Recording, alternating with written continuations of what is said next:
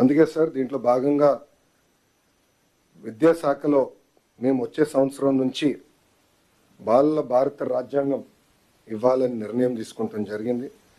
దీంట్లో కాన్స్టిట్యూషన్లో ఉన్న అన్ని కాన్సెప్ట్స్ని సింప్లిఫై చేసి ఒక పిక్టోరియల్ ఫార్మాట్లో పిల్లలకి ఏజ్ అప్రాపరేట్కి ప్రధానంగా ప్రియాంబల్ అందిస్తూ ఫండమెంటల్ రైట్స్ ఏంటి, డ్యూటీ, స్ట్రక్చర్స్ ఆఫ్ గవర్నెన్స్ ఏంటి అనేది క్లియర్గా అందించాలని నిర్ణయం తీసుకున్నాం సార్.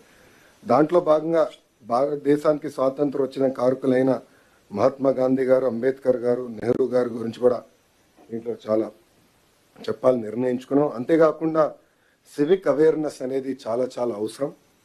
ఒక మాటలో చెప్పాలంటే చదువు పైన బాగా శ్రద్ధ పెడుతున్నాం, మార్కుల మీద పెట్టిన శ్రద్ధ, రెస్పాన్సిబిలిటీ, సివిక్ అవేర్నెస్ మీద మనం పట్టలేకపోతున్నాం. దానివల్ల సమాజం తీవ్రంగా నష్టపోతుందని మేము భావించి ప్రిన్సిపల్స్ ఆఫ్ జస్టిస్